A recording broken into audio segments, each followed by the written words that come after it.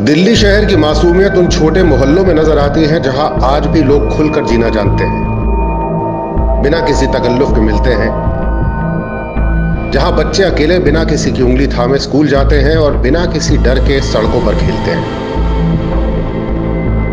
लेकिन आज ऐसे ही एक मोहल्ले में एक ऐसा वाकया हुआ जिसने इस मोहल्ले की तस्वीर ही बदल दी।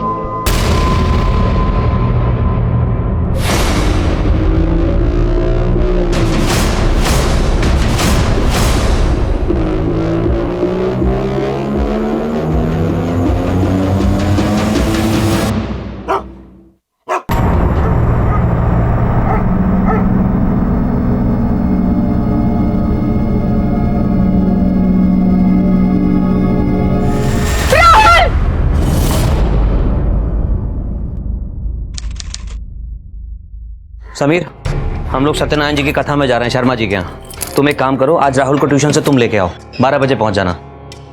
अरे पहुंच जाओगे ना? हाँ भैया ले आऊंगा, टेंशन मत लो आप। अगर गोपाल छुट्टी पर नहीं गया होता तो ये काम हम तुम्हें बोलते ही नहीं। भाभी बोल तो दिया, ले आऊंगा, अब लिख के दूं क्या? चलो। और हाँ समीर, मेहरबानी करके दिन में दारू मत पीना। भैया दारू छोड़ दी है मैंने।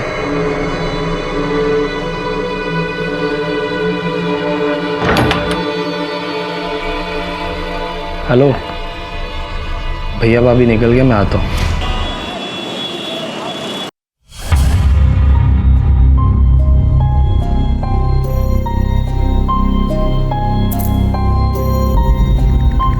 राहुल, तू घर पे नहीं गया? नहीं, मेरे चाचू लेने आने वाले थे, लगता है नहीं है। राहुल तो क्या हो गया, तू हमारे साथ चल। हाँ नहीं, मैं इधर ही वेट करता हूँ, शायद आ रहे हो। अच्छा ठीक है, चल बाय बाय।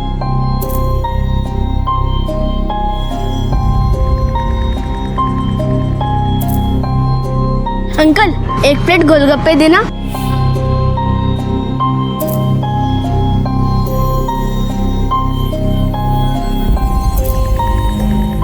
अंकल, टाइम क्या हुआ?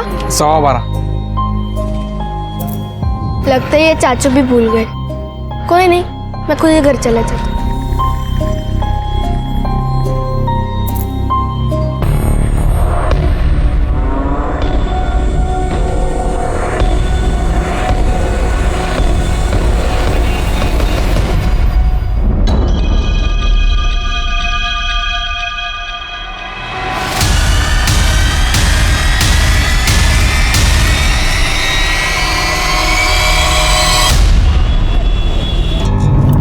बहुत लेट हो गया। समीर गया होगा ना राहुल को ट्यूशन से लेने के लिए? बिल्कुल गया होगा, जब एक बार उससे कह दिया तो जाएगा नहीं। इतना बुरा नहीं है वो। पता है कैसा है समीर? ये कौन फोन कर रहा है बार बार? देखना जरा संगीता, कौन है? हेलो, वो एक्चुअली पीयूष गाड़ी। क्या राहुल? राहुल कहाँ पर है? क्या हुआ? राहुल, गाड़ी साइड में लगाई। राहुल कहाँ है? राहुल प्लीज हम बात करो, गाड़ी साइड में लगाओ ना। हेलो, कौन बोल रहा है? राहुल मेरे पास है, अगर वापस चाहिए तो 15 लाख रुपए लगेगा। क्या? और पैसा कहाँ लाना है मैं फोन करके बताऊंगा। हेलो हेलो हेलो हेलो, कौन बोल रहा है? हेलो, किसका फोन है? राहुल कहाँ है? राहुल कहाँ है? तुम शांत रहो। राहुल घर नहीं पहुंचा, इसका मतलब समीर लेने नहीं गया राहुल को। घर पहुंचो पहले।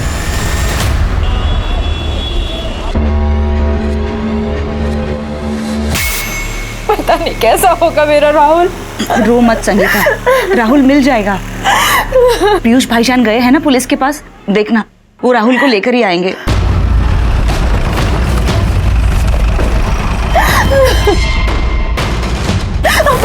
कहाँ गए? कुछ भी नहीं पता चला किसने किया था हमें कॉल। उसने दोबारा फोन नहीं किया, लेकिन वो और मैं उसका नंबर पुलिस स्टेशन में देकर आ रहा हूँ। वो हमें दोबारा कॉल करने वाला था, उसने कॉल क्यों नहीं किया? उसने फोन नहीं किया, ये मैं कैसे बता सकता हूँ?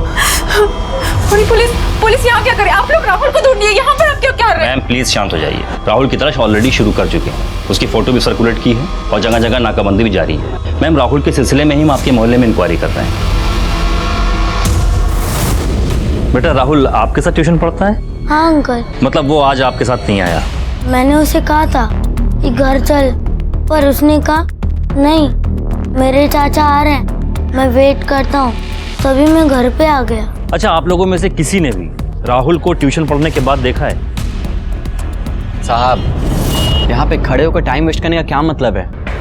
और आपको क्या लगता है ये जो किडनैपर है हमारे बीच में खड़ा है और आपके सवालों का जवाब देगा वो? देखिए, मेरी बात समझिए। हाँ सही बात है, हमसे सवाल करके आपको क्या मिलने वाला है? देखिए, मैं जो कुछ भी कर रहा हूँ राहुल की भलाई के लिए कर रहा हूँ, इसीलिए आप लोगों से इंक्वायरी करनी पड़ रही है। तब तक राहुल को कुछ हो गया तो उसकी जिम्मेदार कौन रहेगा? यही तो काम है इनका, दिखावा करते रहना और आए दिन बच्चे गायब होते रहे।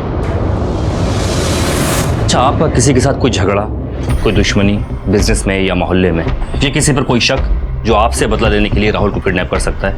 नहीं सर, ना ही मेरी किसी से कोई दुश्मनी है और ना ही किसी से कोई झगड़ा है सर। यहाँ हम मोहल्ले में सभी लोग एक परिवार की तरह रहते हैं। यहाँ मुझे किसी पे कोई शक नहीं।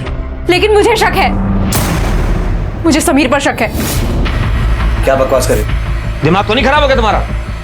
मुझे पूरा यकीन कि समीर की वजह से ही हमारा बेटा राहुल किडनैप हुआ है। ये समीर कौन है? मेरा देवर।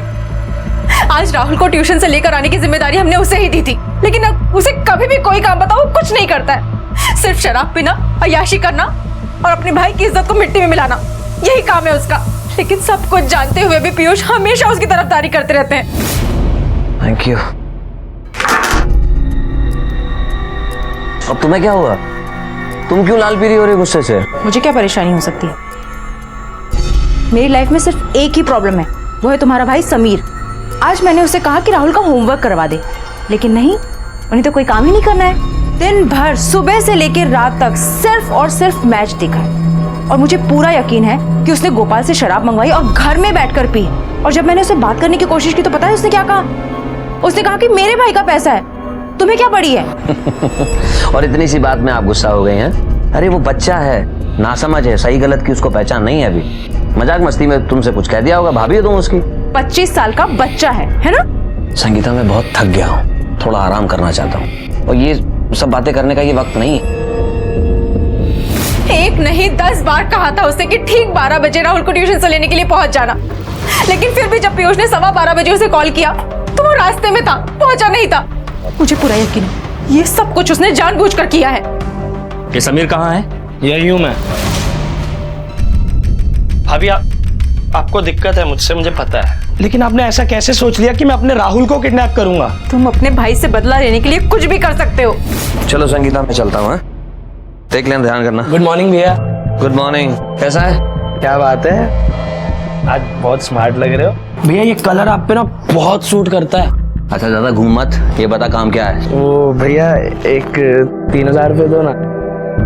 वो एक रिस्ट वॉच देखी थी, बहुत सही है भैया, वो लेनी है। अच्छा हुआ पिताजी का बिजनेस तूने नहीं संभाला, वरना 3000 की घड़ी के लिए 4000 रुपए का मक्खन लगा चुका है तू अभी तक। पैसे चाहिए थे तो सीधे मांगना बेटा। संगीता, तुम इसे पैसे दे देना, मैं लेट हो रही। चलो बाय। ऐसे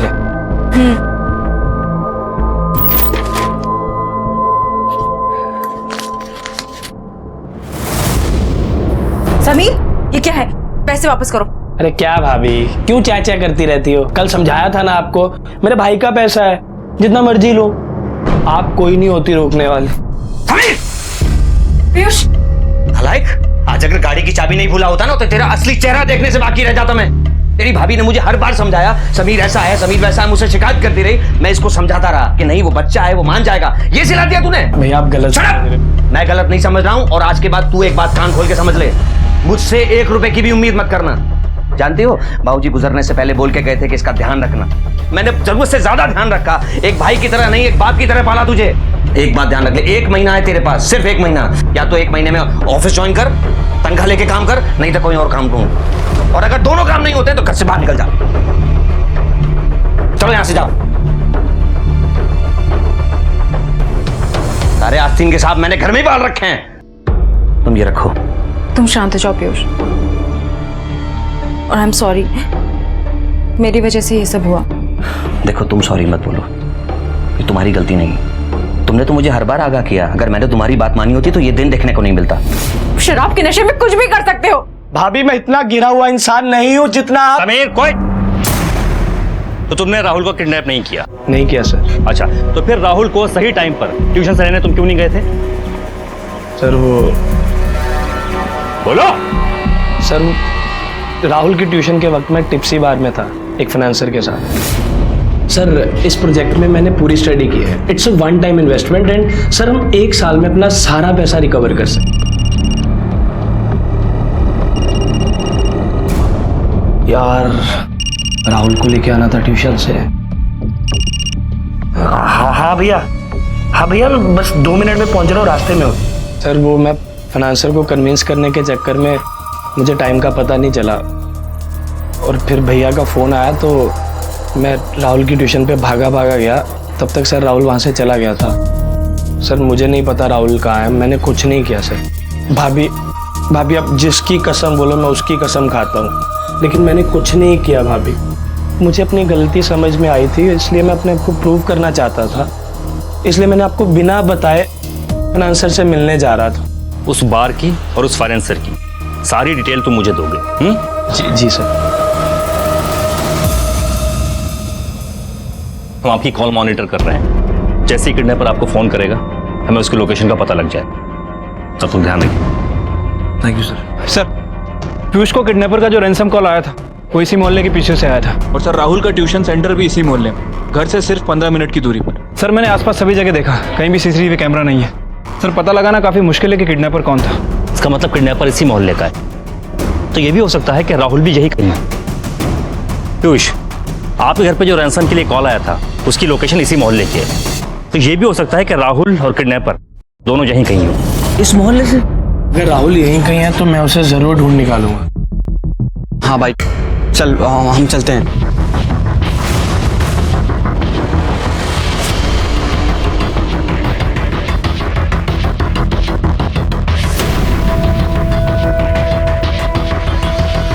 सर एक काम करो, अपने हवलदार यहाँ शादी वर्दी में लगाओ। ठीक है सर।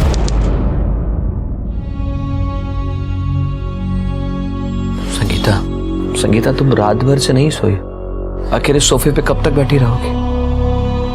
मेरी बात मानो, अंदर जाके थोड़ा आराम कर लो, थोड़ा सो जाओ, भगवान पे भरोसा रखो, सब ठीक हो जाएगा। अब तो भगवान पर भरोसा तभी होगा जब मेरा राहुल सही सलामत वापस आ जाएगा।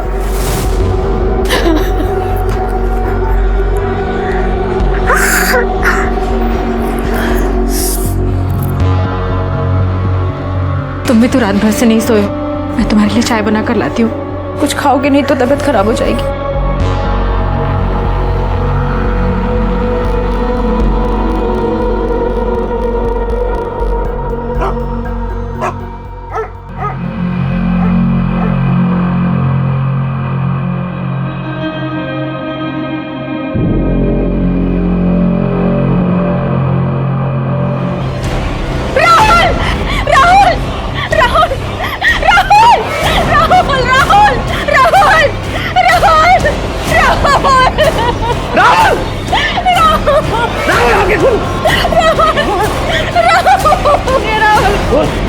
राहुल क्या हुआ?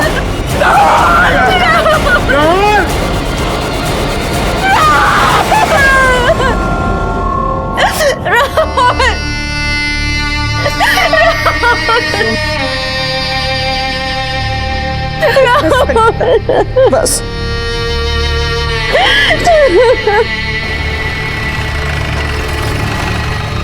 आप क्या करने आए यहाँ पे? आप राहुल को तो ढूंढ नहीं पाए ना, मार दिया ना उसे।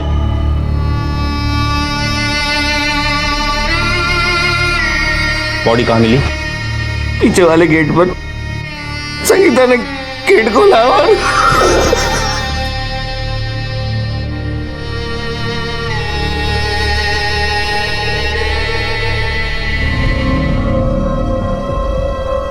सिंह सर आसपास जरा अच्छे से देखो, कुछ मिलता है क्या? हमें बॉडी को पोस्टमार्टम के लिए लेके जाना होगा। कोई जरूरत नहीं है पोस्टमार्टम करने की। बेचारे जीते जी बच्चे को तो आपने मार डाला, अब पोस्टमार्टम करके क्या उखाड़ लेंगे? नीचे हटिए और हमें हमारा काम करने दीजिए, समझे आप? अरे ऐसे कैसे ले जा सकते हैं बॉडी को? देखिए प्लीज आप हमें हमारा काम करने दीजिए, प्लीज। क्या काम करेंगे आप अगर ये सब कल करते ना तो आज राहुल जिंदा होता, लेकिन आपको उसकी पड़ी कहाँ थी?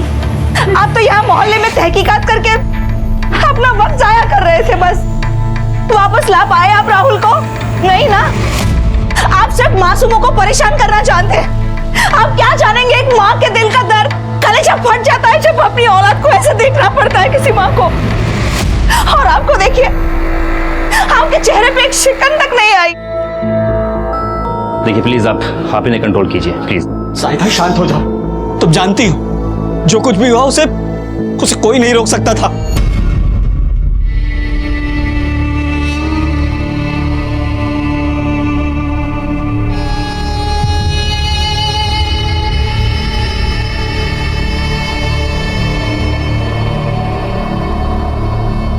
चलिए मान लिया कि आप लोगों में बहुत भाईचारा, बहुत अच्छी बात, लेकिन फिर भी एक बात ये याद रखिए कि फिरौती का फोन इसी मोहल्ले से आया था। इसका मतलब कोई तो एक ऐसा है जिससे आप लोगों को खतरा है। सर हो सकता है आपकी बात ठीक हो, आप भी तो देख रहे हैं ना, इस मुसीबत में पूरा मोहल्ला हमारे साथ अभी भी खड़ा है।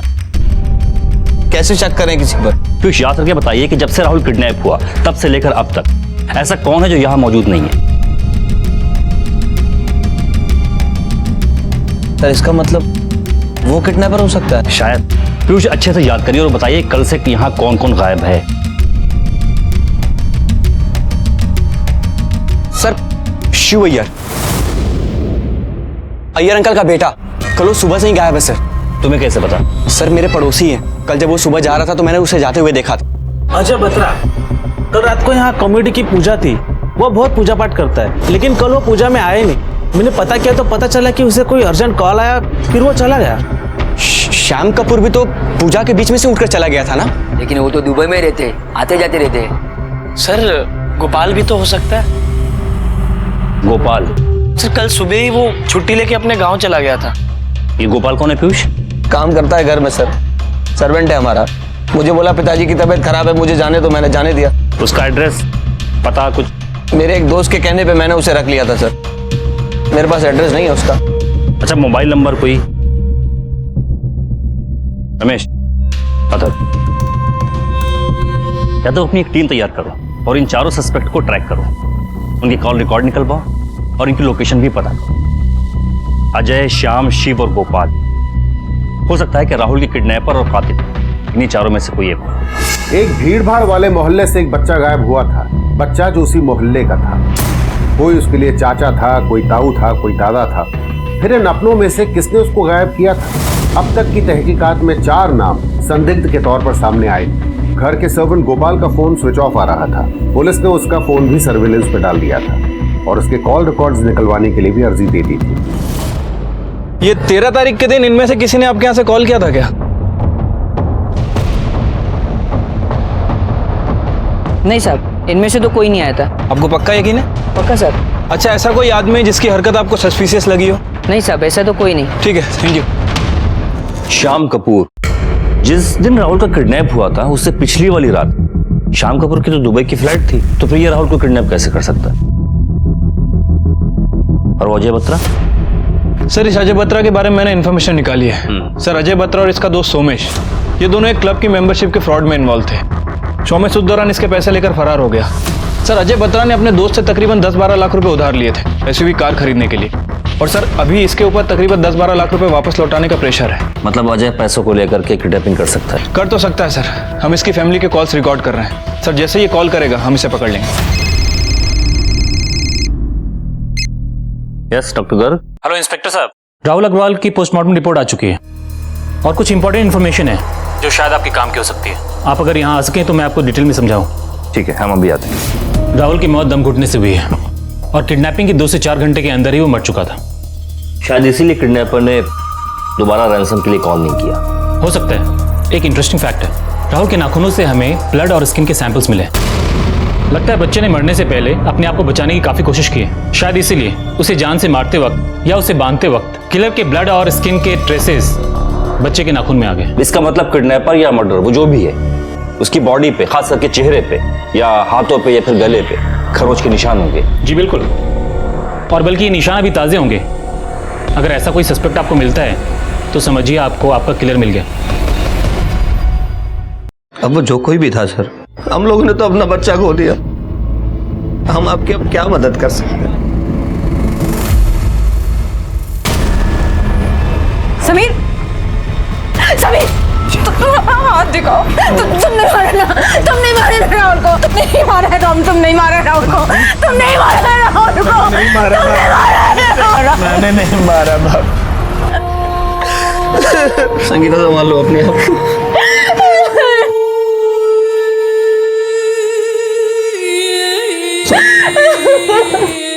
पीयूष, हमें आपकी मदद चाहिए। सर हम आपकी क्या मदद कर सकते हैं? आप अपने बच्चे तक को तो बचा नहीं सके। देखिए पीयूष, सारा मोहल्ला नाराज है, गुस्से में। हम उन्हें ऐसे चेक नहीं कर सकते। हम चाहते हैं कि राहुल की शोक सभा में जितने भी लोग आए, हम उन पर पैनी नजर रखें। ठीक है सर। मौके की संजीदगी को देखते हुए, ये जानते हुए भी कि राहुल की शोक सभा में पूरा मोहल्ला आएगा, पुलिस ने दूरी बनाए रखी, पर उनकी कड़ी निगाह हर आने जाने वाले पर थी। यहाँ तक कि संगीता और पीयूष भी आंखों में आंसू लिए अपने बेटे के कातिल को ढूंढ रहे थे। पुलिस और राहुल के माँ बाप दोनों को उम्मीद थी कि आज कातिल पकड़ा जाएगा, पर ऐसा हुआ नहीं और उन्हें हताशा ही हाथ लगी।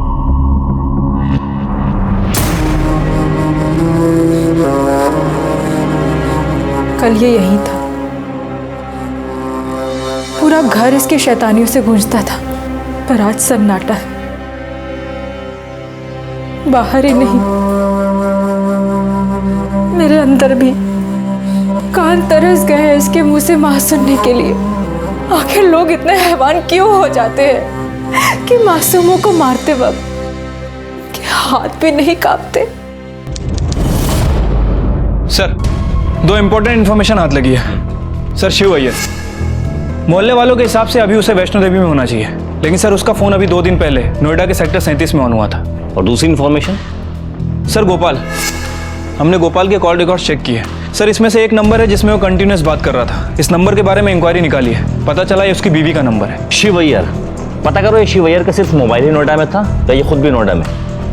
और ये गोपाल, इसकी बीवी से पूछताछ करो और इसके घर के बाहर सादी वर्दी में कांस्टेबल तैनात करो और इसका फोन सर्विलांस पर डालो। ठीक है सर।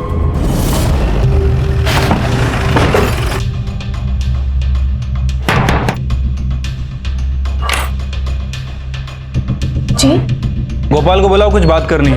वो तो 2 दिन से घर पर नहीं है। घर पे नहीं आया, फिर झूठ बोल रही हो। सर, झूठ क्यों बोलूंगी? बबली, कहाँ जा रही हो अकेले? तुझे कितनी बार बोला है कि अकेले बाहर मत निकला कर? चल घर में। क्या दिन आ गए, आजादी से बच्चे बाहर खेलने भी नहीं जा सकते। क्या करेंगे भाई, पिछले 6 महीने में इस मोहल्ले में दूसरे बच्चे की मौत है। राहुल का तो किडनैप हुआ है, पर जूनी, उसकी मौत अचानक से क्यों और कैसे हुई कुछ समझ में नहीं आया। कौन जूनी चाचा? क्या हुआ था उसे? वो जाहिदा और फिरोज की बेटी 8 साल की बच्ची थी। 2 दिन से किसी को दिखाई नहीं दी, फिर पता चला बच्ची मर गई। कब्रिस्तान में दफना दिया उसे। बड़ी प्यारी बच्ची थी। पर चाचा, बच्ची की मौत कैसे हुई? क्या बताऊं बेटा, जाहिदा और फिरोज का तो ये कहना है कि वो टीवी पे कुछ देखा था और वैसा ही करने के लिए मुंह को पन्नी से बंद किया और खोल नहीं पाए और दम घुटने से मौत हो गई। पर क्या कहें, छोड़ो बेटा। बोला ना चाचा, पर क्या? पर किसी को भरोसा नहीं उनकी इस कहानी पे। राहुल का केस अभी सुलझा भी नहीं था कि पुलिस को एक और केस का सिरा हाथ लगा। पुलिस ने बिना किसी शिकायत के दर्ज हुए भी इस केस की तह तक जाने की ठानी। बेशक पूरा मोहल्ला पुलिस पर तमाम तरह की तोहमतें लगा रहा था, पर पुलिस अपनी जिम्मेदारियों से चूकने को तैयार नहीं थी और राहुल ही नहीं, किसी भी पीड़ित को न्याय दिलाने को प्रतिबद्ध थी। सर, अगर आप उस दिन वाली बात के लिए आए हैं तो जाहिदा की तरफ से मैंने आपसे माफी मांग ली थी। अगर आप चाहें तो मैं दोबारा आपसे। जूनी की मौत कैसे हुई थी हम ये जानने आए। क्या हुआ था उस दिन? मेरी जूनी। सर, जूनी बच्ची थी, उसने टीवी पे कोई प्रोग्राम देखा था शायद, और वही घर में अपने ऊपर ट्राई करने की कोशिश कर रही थी। उसने पॉलीथीन से अपना चेहरा ढक तो लिया था, लेकिन वक्त रहते उतार नहीं पाई और फिर दम घुटने से उसकी मौत हो गई। उसका डेथ सर्टिफिकेट तो होगा आपके पास? जी आइए। सर, जब ये वाकया हुआ तो हमने फौरन अपने फैमिली डॉक्टर को बुला लिया। क्या नाम है उनका? डॉक्टर अब्बास रिजवी। इंस्पेक्टर, बच्ची ने अपना सर पॉलीथीन में डाला था और नायलॉन के धागे से गर्दन में उसके इर्द गिर्द उसने बांध लिया था। शायद टाइम पर वो उसे खोल नहीं पाई, इसलिए दम घुटने से उसकी मौत हुई है। मैंने चेक किया था। आपके बताने के तरीके से तो ऐसा लग रहा है जैसे ये रोजमर्रा की कोई घटना हो। आपको नहीं लगता डॉक्टर कि ये आम बात नहीं है? हाँ, ये आम बात नहीं है, लेकिन मैं इन्हें इनके अब्बा के टाइम से जानता हूँ, इसलिए मुझे कभी लगा ही नहीं कि इस हादसे को यह गलत शक्ल देने की कोशिश कर, इसलिए मैंने पुलिस को इन्फॉर्म नहीं किया। अब तो आपको तसल्ली हो गई ना सर? तसल्ली तो मुझे तब होगी जब मैं जूनी की बॉडी का फॉरेंसिक टेस्ट करा लूंगा। लेकिन उसको दफनाए हुए तो 6 महीने हो गए। मालूम है, लेकिन उसकी बॉडी को बाहर निकालना ही होगा। फिरोज की कहानी वाकई भरोसे लायक नहीं। क्या तुमने कंफर्म किया था?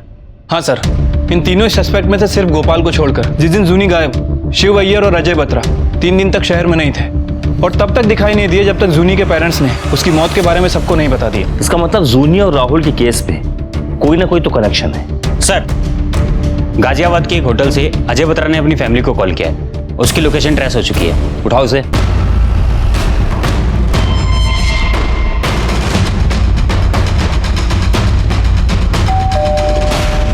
कौन है? Sir, room service. आपने जो खाना ऑर्डर किया था वो लेके आया हूं। पुलिस, चलो। पर मैंने किया क्या? सब बताते हैं। अरे हाँ रमेश, क्या खबर है? जय हिंद सर। सर, हमें खबर मिली है कि शिव ने नोएडा के सेक्टर 37 में एक फ्लैट खरीदने के लिए किसी प्राइवेट फाइनेंसर से लोन लिया था, जो कि उसकी जान के पीछे पड़ा है सर। उसे कुछ 5 लाख रुपए देने थे। मतलब शिव के पास भी मोटिव है राहुल को किडनैप करने का?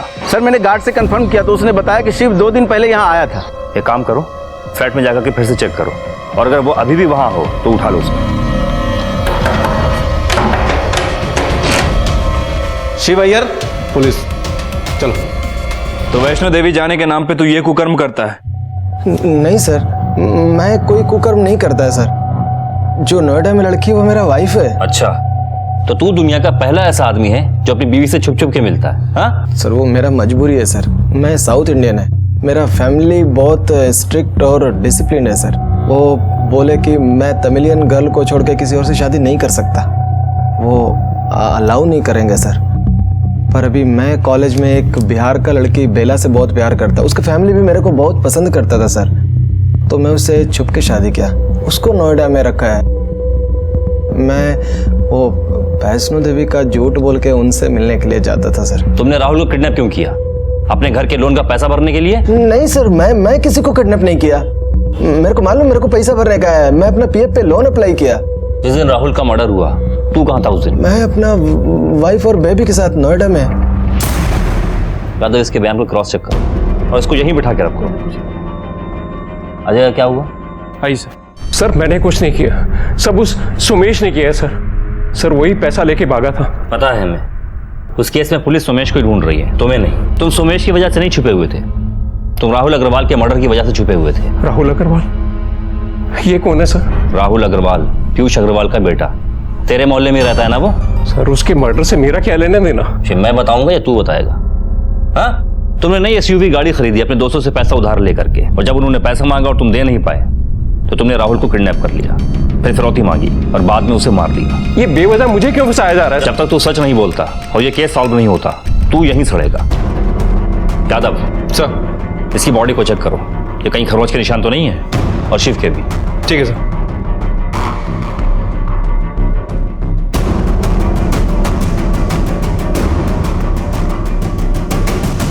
जूनी की मौत प्लास्टिक बैग के कारण दम घुटने से नहीं हुई थी, उसे मारा गया था, वो भी बड़ी बेरहमी से। उसका विंड पाइप जो ऑक्सीजन देता है फेफड़ों को, उसे बुरी तरह कुचल दिया गया था। क्या छिपा रहे हैं आप हमसे? साइदा संभालो। अब सुकून मिला ना हमको, यही चाहते थे ना हम। मैंने कितनी मिन्नतें की थी हमसे कि चलिए पुलिस स्टेशन चलते हैं, उनको बताते हैं, लेकिन नहीं, आपको उस वक्त किडनैपर पे ज्यादा भरोसा था, पुलिस वालों पे नहीं। आप कहना क्या चाहती हैं? हा? सर, आज से 6 महीने पहले तक मेरी सोच ऐसी नहीं थी। मैं जूनी से बहुत नफरत किया करता था, क्योंकि वो बेटी थी और मुझे बेटा चाहिए था। मैं बात बात पर उसको डांटता था, मारता था, बहुत डरती थी मुझसे। फिर अपनी मौत से 1 दिन पहले वो स्कूल से आते वक्त गायब हो गई। साइदा बहुत परेशान थी सर, लेकिन मुझे कोई टेंशन नहीं। फिरोज कुछ तो करो, हमारी बच्ची को कहीं से ढूंढ लाओ। रोज तो 6 बजे आ जाती है, आज 7:15 हो गए, अभी तक नहीं आई। छैयाना नहीं लौटी, कितना सुकून है घर में। तुम उसके अब्बू हो कि क्या हो? अपने बच्चे के बारे में कोई ऐसे बात करता है? मैं उसका कोई अब्बू अब्बू नहीं हूँ और ना ही वो मेरी कुछ लगती है। फिरोज तुम हेलो सुन, तेरी बेटी मेरे पास है और अगर तेरी बेटी वापस चाहिए तो कल शाम तक 20 लाख रुपए तैयार रखना। क्या क्या बकवास कर रहा है? अगर तूने ऐसी बकवास की ना तो मैं तेरी तब तक पैसे तैयार हो जाने चाहिए। फिर ये सोनी किडनैप हो गई? फिरोज चलो पुलिस के पास चलते हैं, जल्दी चलो। चुप बैठ। तेरी बेटी की वजह से ना मुझे अपनी इज्जत का जुलूस नहीं निकलवाना पूरे मोहल्ले में। अरे लड़की की जात है, एक रात बाहर जाके रहेगी ना तो लोग तरह तरह की बातें बनाएंगे। मेरी तो इज्जत मिट्टी में मिल जाएगी ना। अब वो जहां है उसे वहीं रहने दे बस। तुम इंसान हो या जल्लाद हो? हाँ, छोटी सी बच्ची है वो फिरोज। तुम प्लीज तुम चलो मेरे साथ पुलिस स्टेशन। साहिदा, मैं उस मनहूस के लिए अपनी बदनामी नहीं कर पाऊंगा। और ये पुलिस में जाने की बात ना सोचना भी मत। तुझे तेरी बेटी चाहिए ना तो ठीक है, मैं कल तक पैसे का इंतजाम कर दूंगा, लेकिन पुलिस की बात मत करना। तुमने इतनी बड़ी रकम एक दिन में जुटाई है, कैसे? सर 10 लाख मेरे पास थे, कुछ घर पर पड़े थे और कुछ दुकान पर, और बाकी के 10 लाख मैंने कुछ दोस्तों से उधार ले लिए थे। तुम काम क्या करते हो? सर मेरी सरोजनी नगर मार्केट में कपड़े की 4 दुकानें, ज्यादातर धंधा कैश से ही होता है। और फिर अगले दिन किडनैपर का फोन आया और उसने बताया कि पैसा कहाँ लेकर आना है।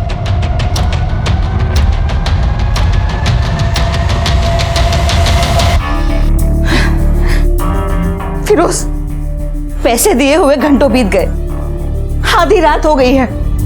पैसे देने के बाद अब कितने घंटे हो गए, अभी तक जूनी क्यों नहीं आई? फिरोज आ जाएगी। ये लो, ये ले आ गई तेरी बेटी मेरे 20 लाख का नुकसान करवा के। सोनी सोनी सोनी साहिदा, सोनी सोनी सोनी बेटा सोनी! उस जानवर ने पैसे मिलने के बाद भी मेरी बेटी को मार डाला। मैं अपनी बच्ची को इंसाफ दिलाना चाहती थी, मैं पुलिस के पास जाना चाहती थी, लेकिन फिरोज ने मुझे रोक लिया क्योंकि इनको डर था कि जूनी के साथ इनकी बदसलूकियों के बारे में सबको पता चल जाएगा, और इसलिए इन्होंने वो पॉलीथीन वाली कहानी घड़ी और सबको सुना दी। और डॉक्टर रिजवी, उन्हें भी शक नहीं हुआ? सर वो एक जमाने से हमारी फैमिली डॉक्टर, उनको मैंने जो बताया उन्होंने उस पर भरोसा कर लिया और जूनी का डेथ सर्टिफिकेट बनाकर दे दिया, और फिर मैंने फौरन ही जूनी को दफना दिया।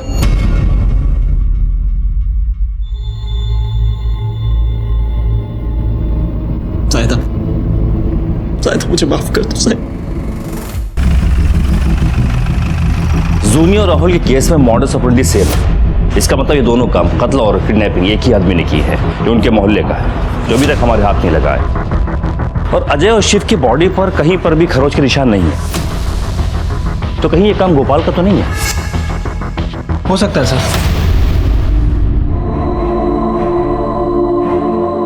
आखिर क्या हो गया है इस समाज को?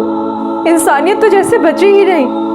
भगवान का रूप माने जाने वाले बच्चों को सिर्फ पैसों की भूख मिटाने के लिए शिकार बनाया जा रहा है। लेकिन याद रखें, ऐसा करने वाले हम माओ की बद्दुआएं उन्हें कभी चैन से जीने नहीं देगी।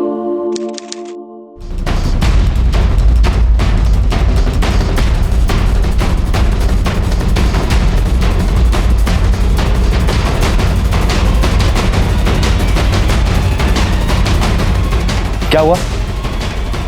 चलो अभी बताते। लेकिन अरे चलो अभी बताते हैं। हुआ क्या?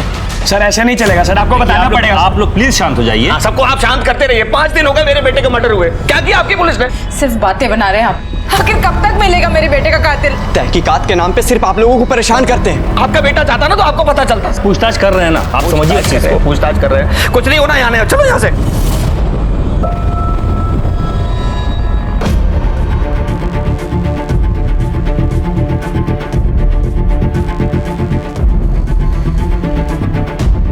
अब तो कोई ऑफिशियल स्टेटमेंट देना ही होगा। वरना ये लोग शांत नहीं होंगे। देखिए, ऐसा नहीं है कि इस केस में कोई प्रोग्रेस नहीं हुई है, हम जल्दी कातिल को पकड़ लेंगे। हमारे पास 3 सस्पेक्ट है, पूछताछ जारी है।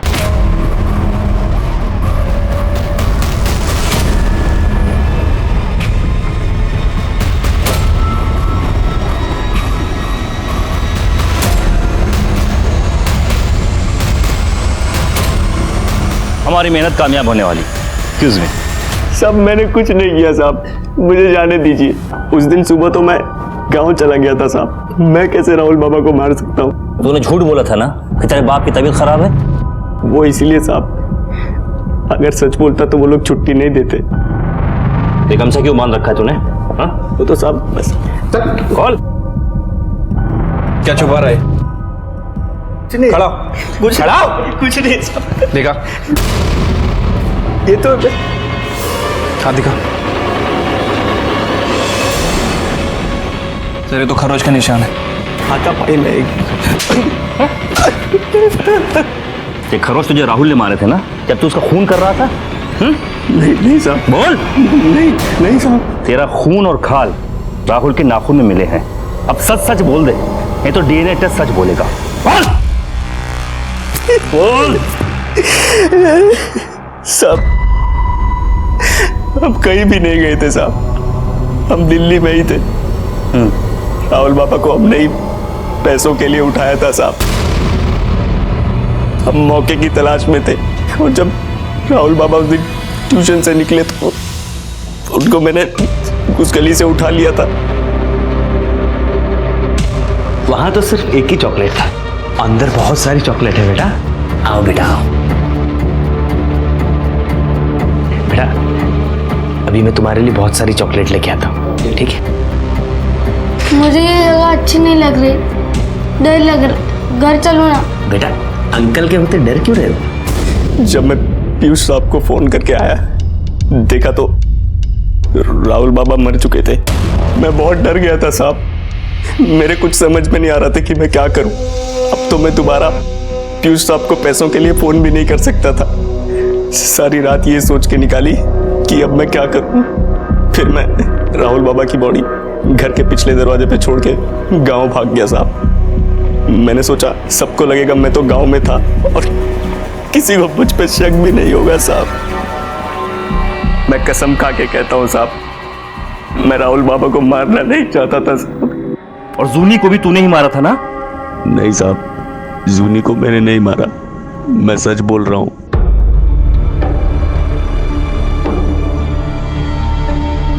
क्या हुआ सर? सर अब तो गोपाल ने भी बयान दे दिया है, केस सॉल्व हो चुका है।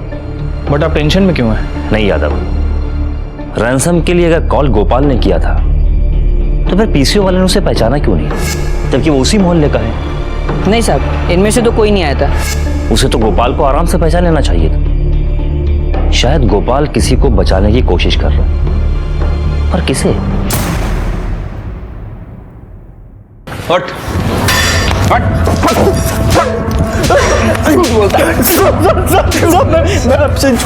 मैं आप लोग से झूठ क्यों बोलूंगा साहब? तू ऐसे नहीं मानेगा।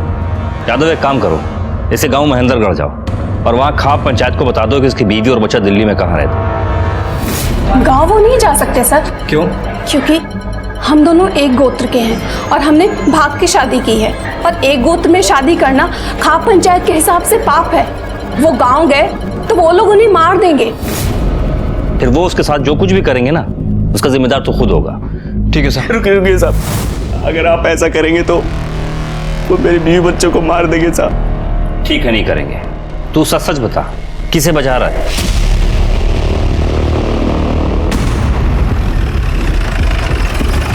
एक मिनट सर। सर आपने कहा था कि आपके पास 3 सस्पेक्ट हैं, तो इसका क्या किया आपने? और राहुल को किसने मारा? बताता हूँ। जब तक आप बता नहीं देते तब तक आप यहाँ से नहीं जा सकते। नहीं चले देंगे। वही बताने आया हूँ। शिव और अजय निर्दोष हैं। तो क्या इसका मतलब गोपाल ने राहुल को? सिर्फ गोपाल ने ही नहीं, इसमें कोई और भी शामिल है, और हम उसी को अरेस्ट करने यहाँ आए हैं। और हाँ, एक बात और, जूनी का भी कातिल वही है और वो आप लोगों में से ही एक है।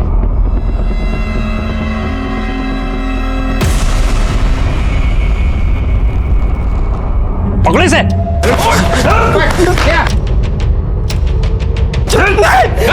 तूने मेरी बच्ची को मारा, तूने मारा मेरी सोनी को।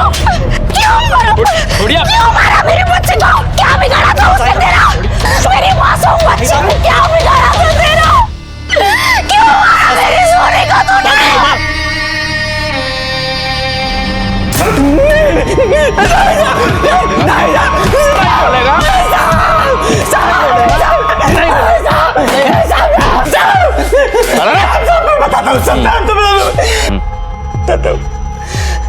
जूनिया को मैं नहीं मारा था सर। और राहुल को? राहुल को भी किडनैप करने में मेरा ही आता सर। क्यों क्या ये सब? हाँ, दो किडनैपिंग और मर्डर क्यों किया? गर्लफ्रेंड के लिए साहब, उस पे खर्चा करने के लिए, नहीं तो मुझे छोड़ देती साहब। 6 महीने पहले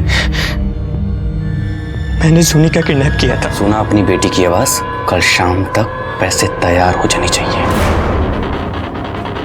और मुझे 20 लाख रुपए मिल गए, पर मैं साहब जूनी को जिंदा नहीं छोड़ सकता था, क्योंकि मुझे वो पहचानती थी।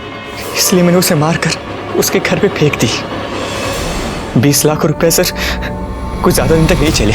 7 लाख रुपए का कर्ज भी चुकाना था। फिर एक दिन वो बेवड़ा समीर पीकर बड़बड़ा रहा था साहब। साला बिजनेस पापा ने शुरू किया, मेरा भाई उस पर कब्जा करके बैठा। मेरा भी उसमें बराबर का हिस्सा है। तुझे पता है मेरे भाई के पास लाखों रुपए हैं, घर पे ऐसे पड़े रहते। तभी मैंने प्लान बनाया कि राहुल को मैं किडनैप करूंगा और सारा शक समीर पे जाएगा, और वो गोपाल को मैं अपने साथ मिलाया। धमकी देकर कि तू उसके गांव जाएगा और खाप पंचायत को बता देगा कि उसकी बीवी और बच्चा दिल्ली में रहते हैं, और वो डर जाएगा क्योंकि उसने अपने ही गोत्र की लड़की से शादी की थी। इसी कमजोरी का तो मैंने साफ फायदा उठाया, और वो गोपाल अपनी फैमिली समेत मरने के बजाय जेल चूज किया। उसको मैंने पैसे की भी लालच दी साहब। बोला कि मैं पहली बार नहीं कर रहा हूँ, बहुत बार कर चुका हूँ, कोई रिस्क नहीं है। पर नहीं। फिर तूने गोपाल से किडनैपिंग करवाई, पर पासा पलट गया जब राहुल मर गया। उसी बेवकूफ की वजह से तो सब गड़बड़ हो गया, और उल्टा गोपाल मेरे पास आ गया कि राहुल मर गया, अब क्या करें? मैंने बोला कि तू कुछ दिनों के लिए अंडरग्राउंड हो जा, जब तक सब ठीक नहीं हो जाता। और वो चला कैसा? पुलिस को बेवकूफ समझता है? हाँ?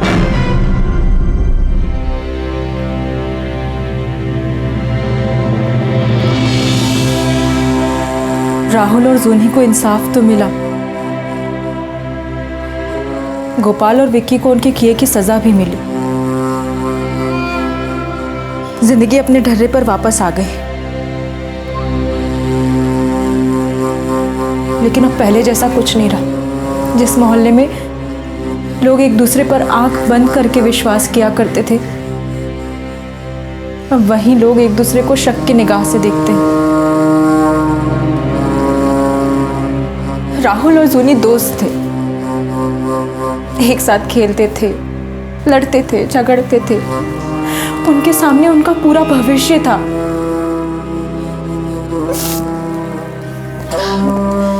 मेरी हर माँ बाप से विनती है कि वो समाज के सुधरने का इंतजार ना करें। समाज को जब सुधरना होगा वो सुधरेगा। फिलहाल हमें अपने बच्चों की सुरक्षा का ख्याल खुद रखना होगा।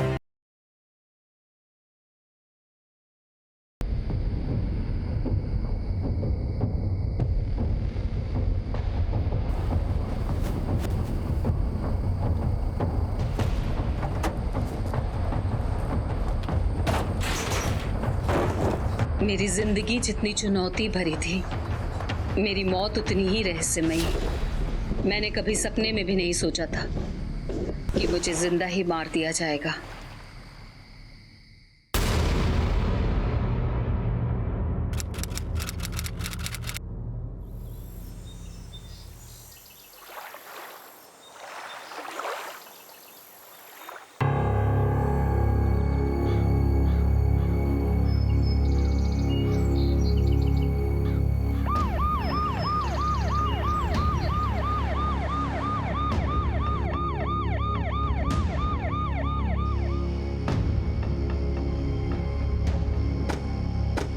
साइड हटिए, हटिए ज़रा, हटिए।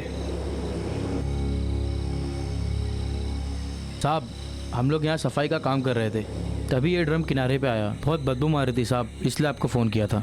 ड्रम को फेंकते वक्त किसी को देखा था? नहीं साहब, वैसे तो ये ड्रम काफ़ी महीने से यहाँ पड़ा हुआ था। फॉरेंसिक को बुलाओ।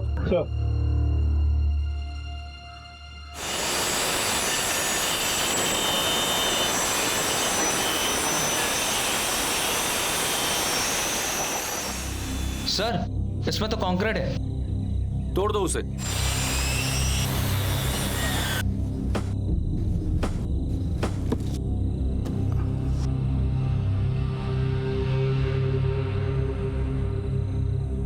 एक मिनट रुको रुको।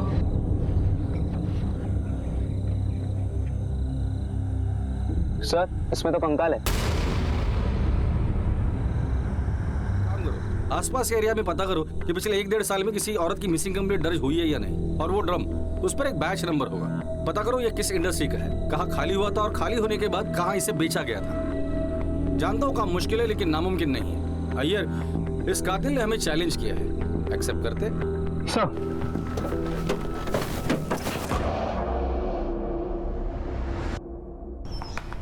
Very good, what a shot, very good बेटा। बेटा लेके आओ ना बॉल, मैं थक गया हूँ।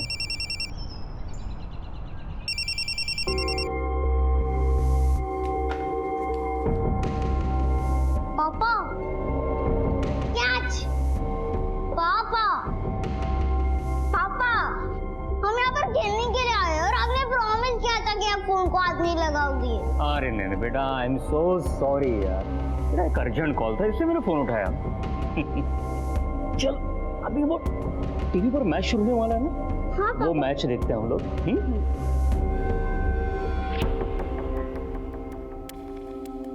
और हम फिर से मैच खेलने जाएंगे। हाँ ठीक है पापा। तो बेटा टीवी ऑन करो।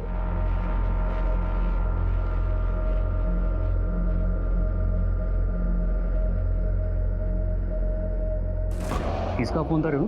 बेंगलुरु टॉस हार चुकी है। ऐसे ही किसी टेली मार्केटर का फोन था। वही मैच में जीतता है, तो अब देखना ये है पापा, कि ये बैंगलोर टॉस हार गया। बैठता है।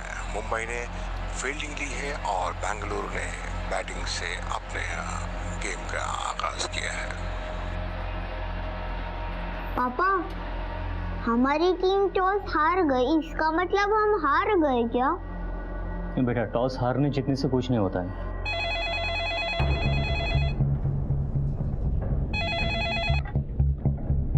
Hello, wrong number.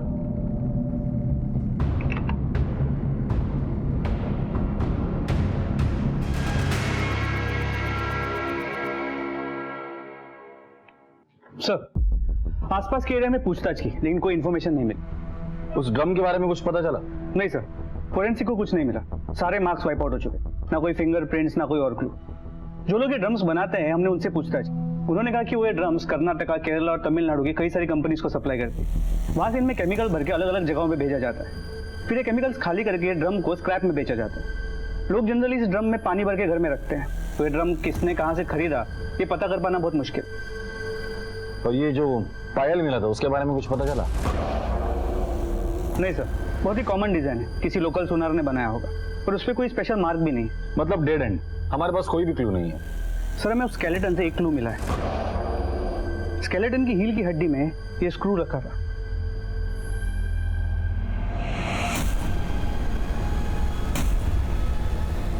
स्क्रू पे कुछ लिखा है, शायद कंपनी का नाम है या कोई तो सिंबल है। मेडिकल एक्सपर्ट को ये स्क्रू दिखा, हो सकता है स्क्रू की वजह से हम उस औरत को आइडेंटिफाई कर सके। सर,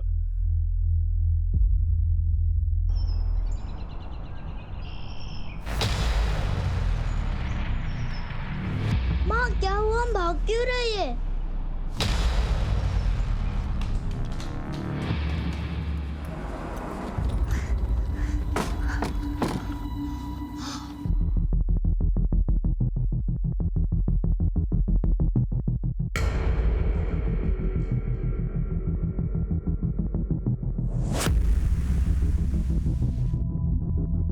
सर ये देखिए, ये सीरियल नंबर मिला है।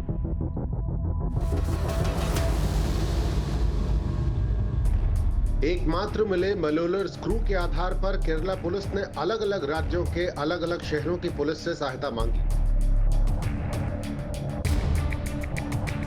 और 1 महीने के कठिन परिश्रम के बाद उनके हाथ कामयाबी लग ही गई। ये स्क्रू हमने ही बनाया। क्या बता सकते हैं कि इसका मैन्युफैक्चरिंग कब हुआ था और इसकी डिलीवरी कहाँ हुई थी? उसके लिए रिकॉर्ड देखना पड़ेगा। प्लीज 1 मिनट, मैं देख के बताता हूँ। सर, ये जनवरी 2014 को मैन्युफैक्चर हुआ था और ये बैच 2014 फरवरी को इसी शहर के केटी हॉस्पिटल में डिलीवर किया था। Thank you.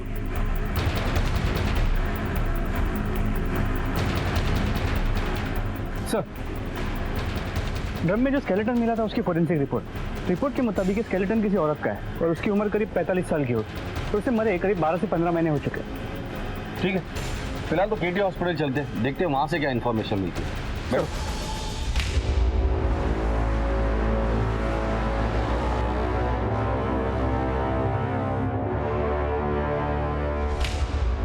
सर, मोलेलर स्क्रू के इस बैच से 50 साल की उम्र के आसपास की 4 औरतें थीं जिन्हें स्क्रू लगाया गया था। अच्छा, ये 4 औरतें हैं, इसमें से SO1/75 इस नंबर का स्क्रू किस औरत को लगाया ये बता सकते हैं? जी सर।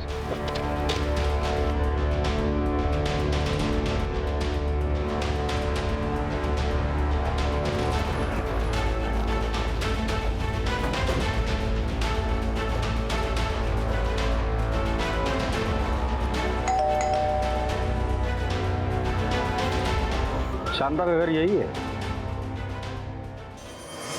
अम्मा बैंगलोर गई है मतलब? अम्मा को चिकन पॉक्स हुआ था, उसके इलाज के लिए वो बैंगलोर गई है। कब गई थी? पिछले साल जनवरी में गई है, पर जाने से कुछ महीने पहले उनके पैर की हड्डी टूट गई थी, तो उनका ख्याल रखने के लिए एक नर्स थी जो उनकी देखभाल करती थी। बस उसके बाद वो उसी के पास जाने की बात कर रही थी। 1 साल पहले तुम्हारी माँ को चिकन पॉक्स हुआ था। चिकन पॉक्स ठीक होने के लिए 1 साल तो नहीं लगता ना? खैर, आखिरी बार कब बात हुई थी उनसे? जब से वो गई है उनसे बात ही नहीं हुई है। तुम्हें ये जानने की कोशिश भी नहीं की तुम्हारी अम्मा है कहाँ, किस हालत में है? थोड़ा अजीब नहीं लगता? वो हमारी बनती नहीं थी। अम्मा, मैं रमन को छोड़ के आ गई, अब मैं यहीं रहूंगी। पता था मुझे यही होने वाला है। अरे कितना कुछ सोचा था तेरे लिए। गोपाल अन्ना के बेटे अशोक के साथ तेरी शादी तय कर दी थी, अच्छे से रहती वहां पे रानी बनकर, पर नहीं, तुझे तो उस भिखारी निकम्मे रमन के साथ ही मरना था और वहां भी नहीं रह पाई तू अच्छे से। अम्मा, अगर तू नहीं चाहती है ना कि मैं यहाँ रहूं तो मैं यहाँ से भी निकल जाती हूँ। मैंने अम्मा की मर्जी के खिलाफ शादी की थी, उसी बात को लेकर हमेशा अम्मा गुस्सा रहती थी। फिर उसके बाद उन्हें चिकन पॉक्स हुआ तो मुझे डर है कि तुम्हारी बीमारी इससे न लग जाए। तुझे इसकी चिंता करने की जरूरत नहीं है, मैं खुद ही यहाँ से चली जाऊंगी, बैंगलोर जाऊंगी समृद्धि के पास, वहीं जाकर अपना इलाज कराऊंगी और कभी वापस नहीं आऊंगी। जितने महीने साथ रहे, 1 मिनट के लिए भी हमारी बनती नहीं थी। फिर एक दिन मैं काम पे से वापस लौटी तो देखा अम्मा घर पर नहीं थी। मुझे लगा वो काम पे गई होगी। फिर जब वो नहीं लौटी तो मैंने 1-2 बार फोन ट्राई किया, अम्मा ने फोन ही नहीं उठाया। 1 साल पहले जब वो यहाँ से चली गई थी तो उसके अतीत में क्या हुआ था? किसी के साथ दुश्मनी थी, किसी के साथ झगड़ा हुआ था? मुझे क्या पता सर, पर आप ये सब क्यों पूछ रहे हैं? तुम्हारे अम्मा का मर्डर हुआ है, किसी ने उसकी लाश को ड्रम में डालकर सीमेंट कंक्रीट के साथ चुनवा दिया है।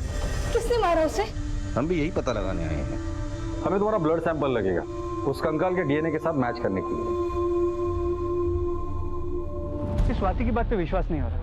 एक तो चिकन पॉक्स के ट्रीटमेंट के लिए शांता का बैंगलोर जाना, अगर गई भी हो तो उसकी लाश का त्रिवेंद्रम में मिलना, और अपनी माँ की मौत के बारे में सुन के से जरा भी झटका नहीं लगा। बिल्कुल सही कह रहे हो तुम। सबसे पहले हमें शांता के बारे में जानना होगा। शांता कहाँ गायब हुई थी, किस हालत में गायब हुई थी, ये पता करना होगा। शांता की पूरी इंफॉर्मेशन निकालो। आस पड़ोस में जाके शांता के बारे में पूछताछ करो। सर, कोई कल उधर देखो। मुंह में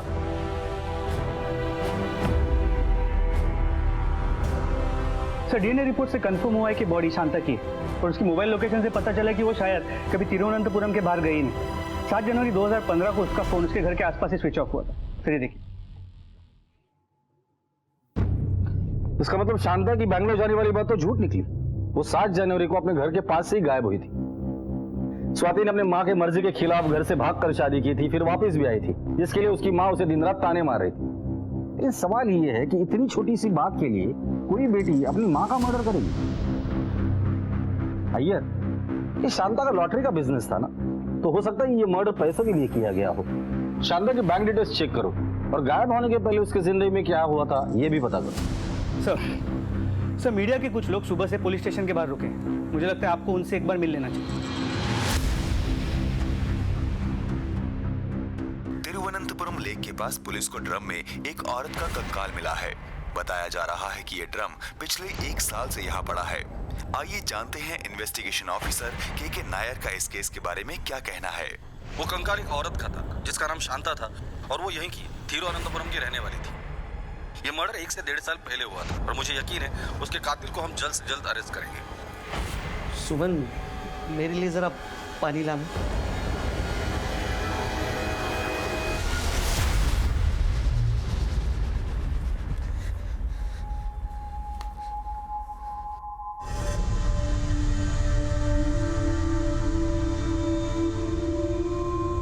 आरव, दूध। क्या सड़ गए तुम्हारे कलेजे को ठंडक। इसे ये मत खिलाओ, उसे वो मत दे। तुम्हारे रोज रोज के तारे से मर गया वो। आराम।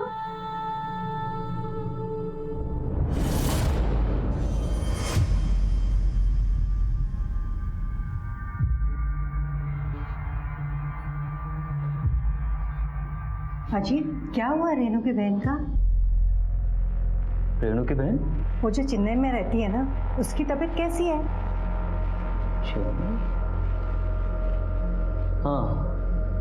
हाँ ठीक है, अब पहले से ठीक है। अच्छा, दोपहर को कोई आया था यहाँ पे?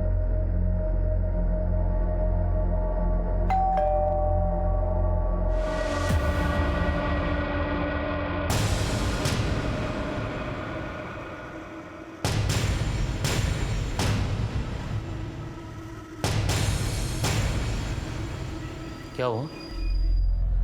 अब भी किसी टेलीमार्केटर का फोन था। ये चेन्नई में तुम्हारी कौन सी बहन है?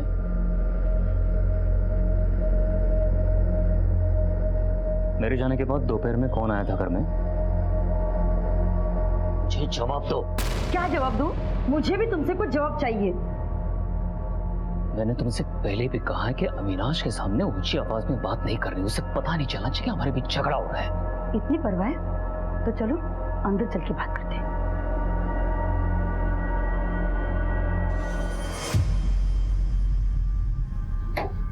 बोलो, क्या बोलना चाहती हो? बच्चा मुझे नहीं, तुम्हें चाहिए था। और ये सब जो तमाशा।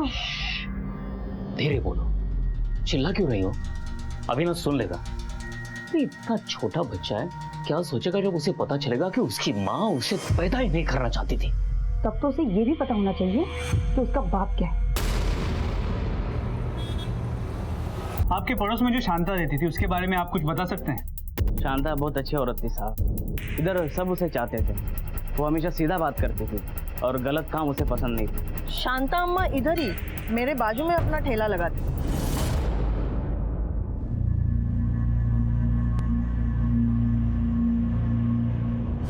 गायब होने से पहले शांता का किसी के साथ कोई झगड़ा या कोई दुश्मनी या वो किसी तरह के तनाव में रहती हो, कुछ पता है आपको? तनाव में तो वो रहती थी। एक बार उनका झगड़ा भी हुआ था बैजू के साथ। चलिए। क्या कर रहा तू? शांता, क्या कर रहा है? चुप रहे, चल। एक बात सुन ले कान खोल के, इस मार्केट में अगर धंधा करना है ना तो बैजू को कभी मना नहीं कर सकते। अगली बार अगर मैं आया ना तो जबान पे ना नहीं होना चाहिए। तू धमकी दे रहा है शांता को? हाँ, मेरा जो जी में आएगा मैं वो करूंगी और तूने अगर मनमानी की तो छोड़ूंगी नहीं मैं तुझे, छोड़ूंगी नहीं, समझा? ये क्या करो? हट, हट, हट यहाँ पे।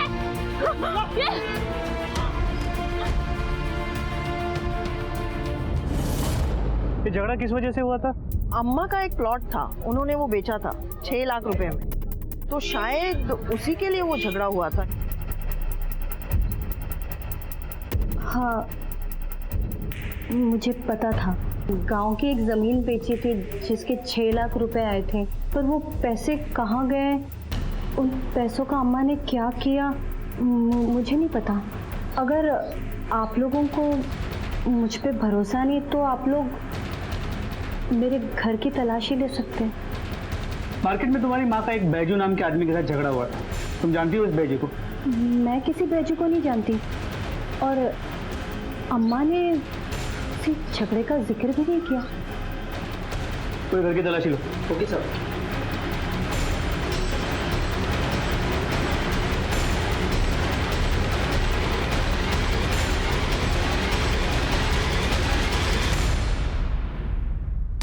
सर, स्वाति के घर में पैसे नहीं मिले, हो सकता है उसने कहीं बाहर छुपा के रखा हो। या हो सकता है कि उसने खर्च कर दिया हो। 6 लाख रुपए एक साल में खर्च करना कोई बड़ी बात नहीं है भैया। अगर ये मर्डर स्वाति ने किया है तो वो उसका अकेले का काम नहीं है, जरूर किसी की मदद ली होगी। एक प्लान मर्डर है। इस कत्ल को छुपाने के लिए कातिल ने बड़ी मेहनत की है। इस स्वाति की डिटेल इंफॉर्मेशन मुझे चाहिए। उसे कॉल रिकॉर्ड निकालो जब से शांता गायब हुई तब से। फिलहाल हमें एक ऐसे आदमी की जरूरत है जो इन माँ बेटे के बारे में अच्छे से जानता हो। शांता को मारने के लिए स्वाति के पास 2 मोटिव थे। एक तो उसे पैसों के बारे में पता था और दूसरा वो शांता से परेशान थी।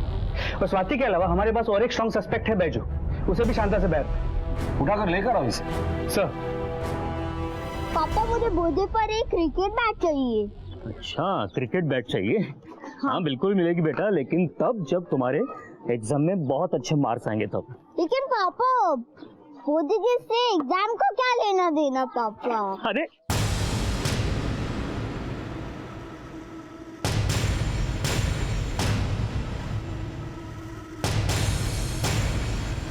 अरे वाह बेटा, तुम तो बहुत बड़े हो गए हो। साइड में चलो, तुमसे कुछ बात करनी है। क्या चाहता है तू? तेरे बच्चे को उठा ले हम, तब समझेगा तू। देख, मुझे ये वार्निंग खेलना पसंद नहीं है, इसलिए चुपचाप से मेरा काम कर दे, समझा? तुझे अच्छी तरह से पता है मुझे क्या चाहिए। देख, मेरा टाइम ऑलरेडी खत्म हो चुका है, इसलिए जल्दी कर, समझा? चलो बे।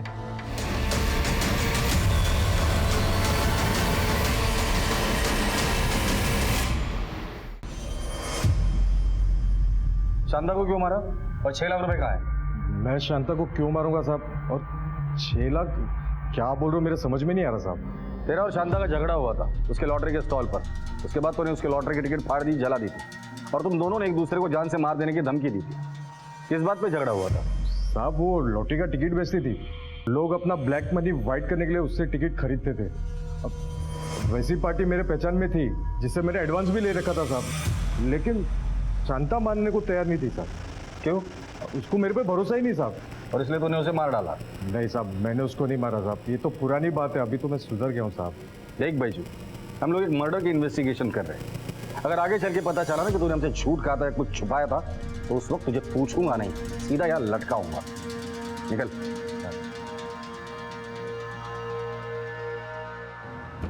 पुलिस को अब एक ऐसे इंसान की तलाश थी जो शांता और स्वाति दोनों को ही अच्छी तरह से जानता हो, और वो था स्वाति का पति रमन।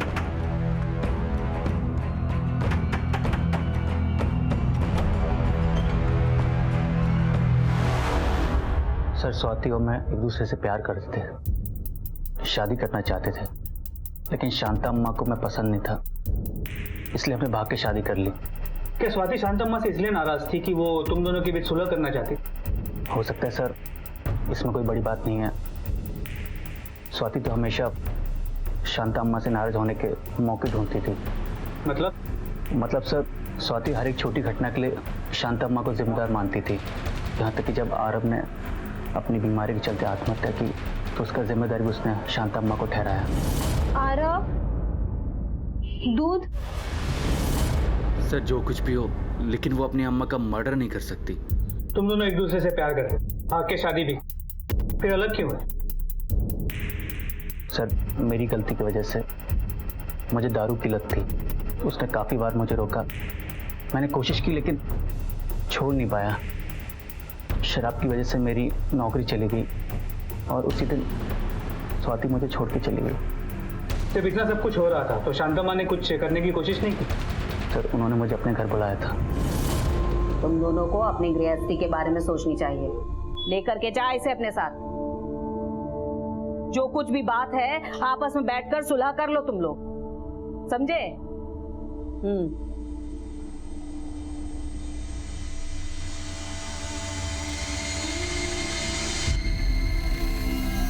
तेरी माँ एकदम ठीक कह रही है।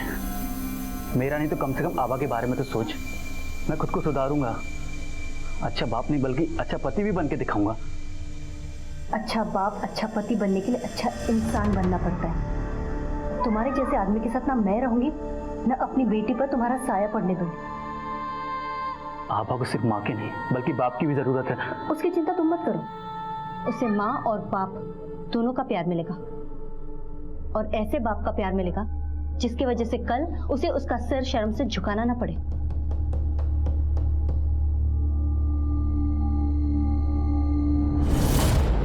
जब ये सब कुछ हो रहा था तो शांता माँ ने कुछ नहीं किया? शांता माँ के पैर के इलाज के लिए एक नर्स आती थी, शायद उसे कुछ पता हो। 1 साल पहले ड्रम में मिली लाश वाले केस को अब 2 महीने हो गए हैं। पुलिस को इस केस में अब तक कोई अहम सुराग हाथ नहीं लगा है। ये केस अब और पेचीदा होता जा रहा है और पुलिस के लिए कठिनाइयां बढ़ती जा रही हैं।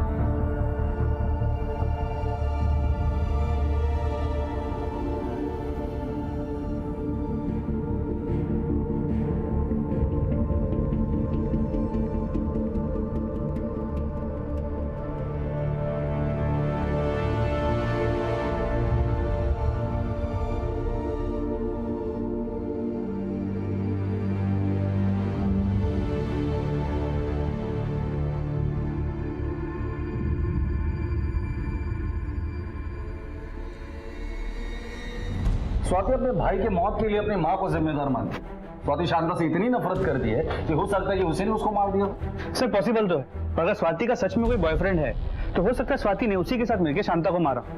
एक पॉसिबिलिटी और भी हो सकता है, शांता स्वाति को रमन के साथ उसके घर जाने के लिए फोर्स कर रही, इसलिए स्वाति ने शांता को रास्ते से हटा दिया। अब शांता का घर भी उसका हो गया, पैसे भी, और अब वो आजाद भी है। ये स्वाति और शांता के कॉल रिकॉर्ड्स आ गए? भी सर आ गए। स्वाति के कॉल रिकॉर्ड अच्छे से चेक करना, देर रात तक उसने किसी से बात की है वो देखना, और कितने देर तक बात की है वो भी चेक करना। हो सकता है कि वो उसका बॉयफ्रेंड हो। और शांता के कॉल रिकॉर्ड्स भी क्रॉस चेक करना। सर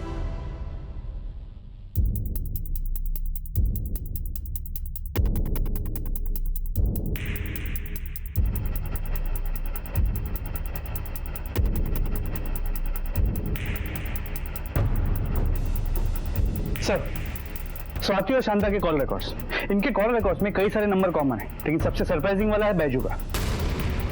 ये देखिए,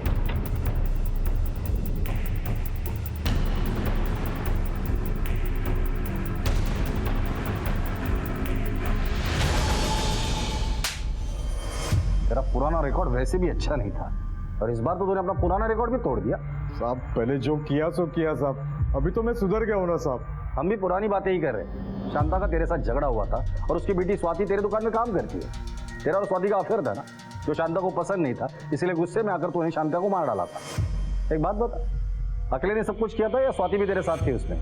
स्वाति मेरे टेलरिंग शॉप पे कपड़े सीने का काम करती थी साहब। और साहब ये भी तो प्रायश्चित ही है ना साहब कि शांता को जो मैंने नुकसान पहुंचाया था, शांता तो अभी है नहीं, तो मैंने सोचा कि उसके लड़की को सहारा दे दूं सर। सहारा दे दूं या अपना लूं उससे? आप बोल रहे हो साहब, मेरे कुछ समझ में नहीं आ रहा सर। कुछ दिन लॉकअप में रह ले, तब याद आ जाएगा।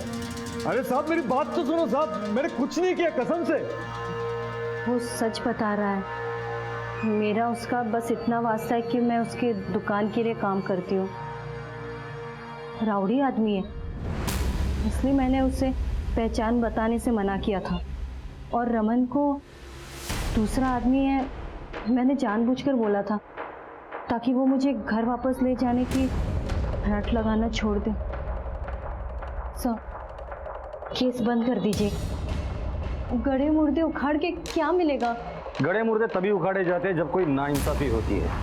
नहीं, अभी तो हम लोग जा रहे हैं, लेकिन जब भी जरूरत पड़ेगी पुलिस स्टेशन आना पड़ेगा।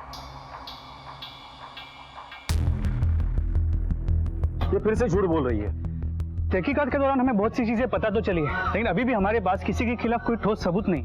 अय्यर, हर चीज प्लेट में परोसे हुई मिली तो फिर क्या कहना। मैंने पहले कहा था ये केस 1 साल पुराना है, तो कातिल को अपना जुर्म मिटाने का और सबूत मिटाने का बहुत वक्त मिला है। एक काम करो, तुम बैंगलोर जाके उस नर्स समृद्धि से मिलो। स्वाति के अलावा स्वाति के घर के अंदर की बातें वो नर्स ही हमें बता सकती है। सर,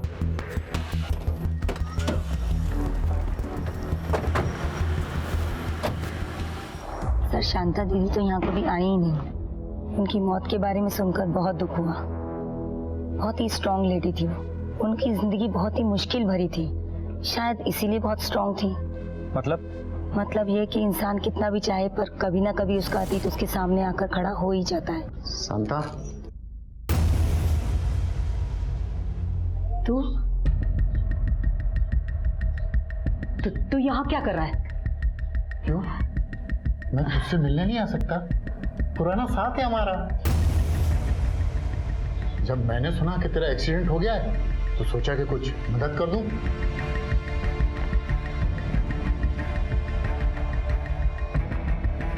मैंने सुना कि स्वाति अपनी पति का घर छोड़कर आ गई है और कुछ काम ढूंढ रही है। वो अगर चाहे तो मेरे साथ काम कर सकती है। ये कुछ पैसे रख लो, काम आएंगे। दफा हो जाए यहाँ से। गुस्सा क्यों करती है? मैं तो तेरी मदद करने आया था। थूकती हूँ मैं तेरे पैसों पर और तुझ पर। और मेरी बेटी के बारे में ऐसी बात सोचने की तेरी हिम्मत कैसे हुई? 2 पैसे के धंधे वाली आज शरीफ बन के बैठी है। अरे तू अपना पता ठिकाना बदल करना, दुनिया को धोखा दे सकती है, मुझको नहीं, समझी? और तेरा ये लॉटरी का धंधा है ना, आज का है। अब मैं बताऊं दुनिया को तेरा असली धंधा क्या था? कल क्या थी तू? मंजुनाथ, मैं तुझे क्या करते? बाहर जाइए वरना मैं पुलिस को बुला लूंगी। मैं भी देखता हूँ कब तक अपनी बेटी को बचाती। इस धंधे में तो मैं उसको खींच के ही रहूंगा, समझी? मंजुनाथ, जब तक मैं जिंदा हूँ मेरी बेटी की तरफ आंख उठाकर भी देखा तो देखना मैं तेरा क्या हाल करती हूँ। बाद में उन्होंने बताया कि 2 छोटे बच्चों की जिम्मेदारी थी और सर पर छत भी नहीं थी। उनका पति जेल में था। मजबूरी में उन्हें मंजुनाथ के साथ काम करना पड़ा। शांता ने जमीन बेच के उसे 6 लाख रुपए मिले। तुम्हें पता है उस पैसे का उसने क्या किया? सर शांता दीदी ने मुझे बताया था कि वो 6 लाख रुपए की फिक्स डिपॉजिट कराने वाली और वो स्वाति की बेटी आभा के नाम करने वाली थी। अच्छा, ये स्वाति, उसका किसी के साथ कोई अफेयर था? किसी के साथ कोई चक्कर? सर उनके घर के पास ही एक आदमी था जिनके साथ स्वाति का चक्कर चल रहा था। जब शांता दीदी को इसके बारे में पता चला तो मैं जानती हूँ उसे, वो अच्छा आदमी नहीं है। मैं जानती हूँ आप ये सब क्यों बोल रही हो। क्या जानती है तू? बोल, मुझसे बदला ले रही हो। मैंने तुम्हारी बात कभी नहीं मानी ना, इस बात का बदला। और वैसे भी मैं तुम्हारी तरह कईयों के साथ मुंह काला नहीं कर रही हूँ। प्यार करती हूँ उससे। स्वाति की बातें सुनकर शांता दीदी बहुत उदास रहने लगी थी। मैंने अपने जीवन की हर मुश्किल को भगवान की परीक्षा समझकर स्वीकार किया है समृद्धि, लेकिन अब मैं बहुत थक गई। आखिर कब तक?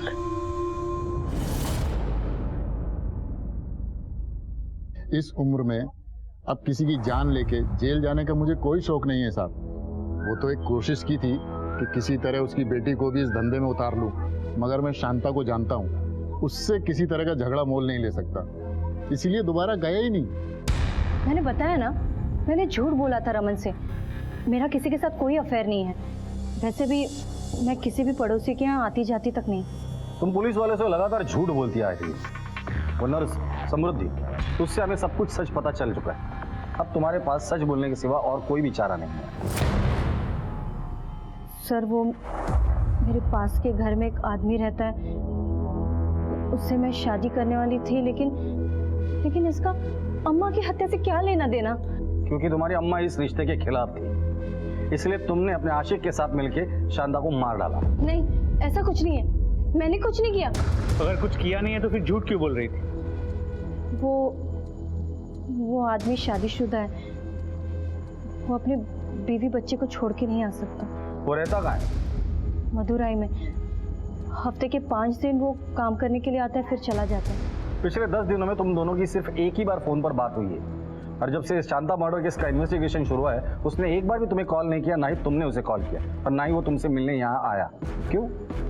पता नहीं वो क्यों नहीं आया, मेरा फोन भी नहीं उठा रहा है वो पिछले कुछ दिनों से।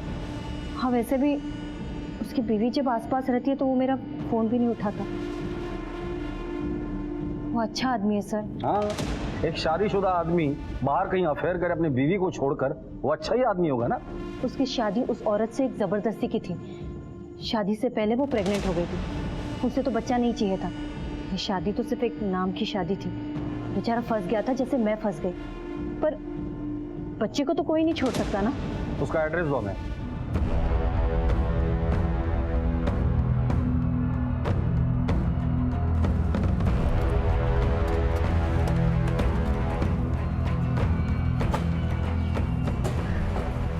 जय हिंद सर, ये केरला पुलिस से अजीत के बारे में पूछताछ करने आए हैं। सर, अजीत मर्डर केस की इन्वेस्टिगेशन मैं ही देख रहा हूँ सर। मर्डर? अजीत का मर्डर हो गया? Yes sir. अजीत की पोस्टमार्टम रिपोर्ट के मुताबिक उसकी बॉडी में पोटेशियम साइनाइड पाया गया है। उसकी मौत हार्ट फेल होने से हुई है सर। घर पर कौन कौन है उसके? उसकी बीवी और बच्चा है सर।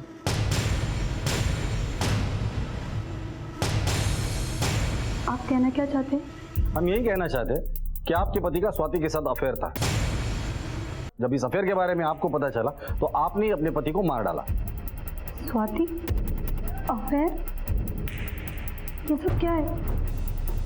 मैं नहीं जानती इस स्वाति को, मैंने तो ये नाम भी पहली बार सुना है। मुझे ऐसा कुछ पता नहीं है। वो ऐसे आदमी नहीं थे, वो कभी मुझे धोखा नहीं दे सकते थे। तो फिर आप दोनों के झगड़े किस बात पर होते थे? अजीत को जुए की लत थी, उस वजह से उन पर बहुत कर्जा हो गया था। मुंबई पे लगा, बेंगलोर पे नहीं। अरे पुराना पैसा कहाँ जा रहा? मैं कुछ ना कुछ जुगाड़ करके पैसा लौटा दूंगा यार, फिक्र मत करो। लेकिन अभी नए सौदे की बात करते। मुंबई पे मैंने जितना बोला है ना उतना पैसा लगा दी, समझे? फिर से चालू हो गया ना तुम्हारे सट्टा? मना किया था ना ये सब करने को। हाँ, मुझे सिखाओ मत, हटो। आए दिन वसूली वालों के धमकी भरे फोन घर तक आने लगे थे। मैं परेशान हो गई थी और मैंने उनको ये बात इसलिए नहीं बताई क्योंकि वो पहले से डिप्रेशन में थे, इसलिए ये बात मैं उनसे छुपाती रही। देखो, दूर रहो तुम, मेरे पास मत आना। अजीत के पेट में पोटेशियम साइनाइड मिला था, जो इतनी आसानी से मिलता नहीं है। अजीत एक केमिकल प्लांट में काम करते थे, शायद वहीं से मिला हो। ठीक है।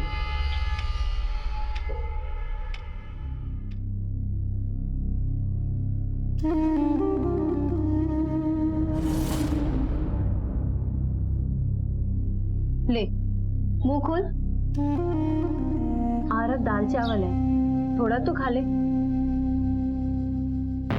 स्वाति, कितनी बार बोला तुझे अपने काम से काम रख? बस अम्मा, आरब को खाना खिला दो फिर काम करती हूँ। अरे भूख नहीं है उसे, रख दे इधर, जब भूख लगेगी खा लेगा वो।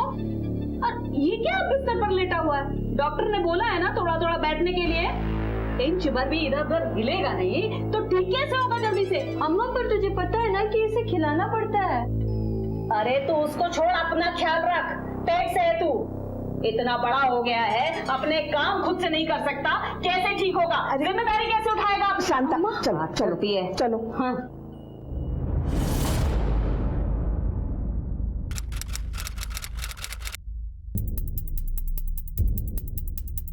सर, अजीत तो पिछले 10 दिनों से काम पे ही नहीं आया।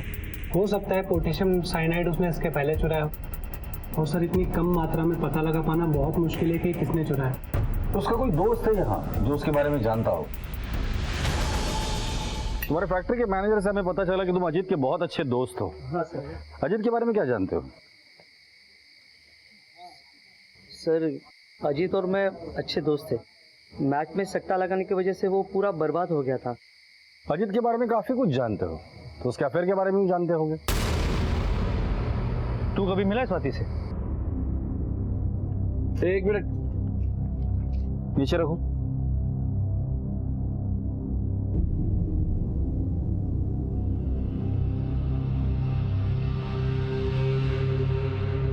रख दो इसे। अजीत ने पोटेशियम साइनाइड के अलावा कभी फैक्ट्री से ड्रम भी चोरी किया था? नहीं सर, चुराया नहीं था, मांग के लेके गया था। उसने मांगा और तुमने दे दिया। दोस्त था ना तुम्हारा, दोस्त ने कहा चलो खून करते हैं, तो तुमने खून भी कर दिया। सर मैं कुछ समझा नहीं सर। क्यों, न्यूज चैनल देखता नहीं क्या? न्यूज में देखा नहीं, एक औरत की लाश ड्रम में मिली थी और उसके कातिल को पुलिस ढूंढ रही है। सर मैं कुछ समझ नहीं पा रहा हूँ, ये सर आप मुझे क्यों बता रहे हैं? अजीत तुम्हारा दोस्त था ना, इसलिए तुम्हें बता रहे। उस ड्रम पर हमें 2 लोगों के फिंगरप्रिंट्स मिले, एक अजीत के और दूसरे किसके, ये हमें पता करना है। तो उसका दोस्त है ना, तो जाहिर सी बात है वो तेरे ही होंगे। लेके चलो इसे, फिंगरप्रिंट ले दे। चल बैठ। सर मैंने कुछ नहीं किया सर मैंने कुछ नहीं किया सर। अजीत ने मुझे कहा था कि घर में वो रेडियम केमिकल बनाना है, इसलिए मैंने उसको ड्रम दे दिया। कुछ दिनों बाद उसने बोला कि केमिकल पूरा ख़राब हो गया, फेंकना पड़ेगा, तो किसी की नज़र में ना आए इसलिए मैंने ड्रम फेंकने में उसकी मदद की।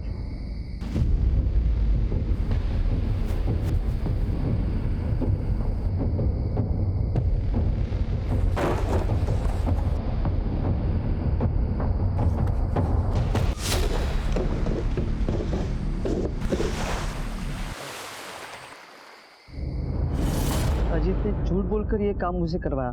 ये मुझे तब पता चला जब टीवी पर मैंने शांता की लाश ड्रम में देखी। अजीत ने शांता को क्यों मारा?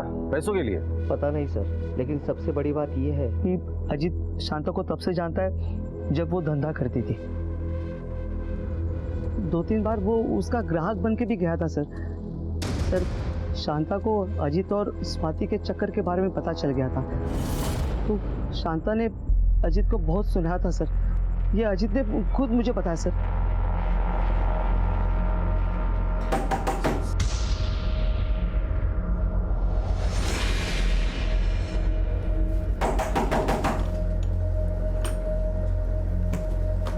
स्वाति का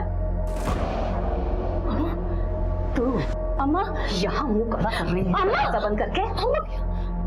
कहा था ना तुझसे दूर रह स्वाति से। अम्मा नहीं, समझ में नहीं आता। अम्मा और तू शर्म नहीं आती? शादीशुदा होकर एक बच्चे की माँ होकर यहाँ बैठी है। कितने पैसे चाहिए तुझे?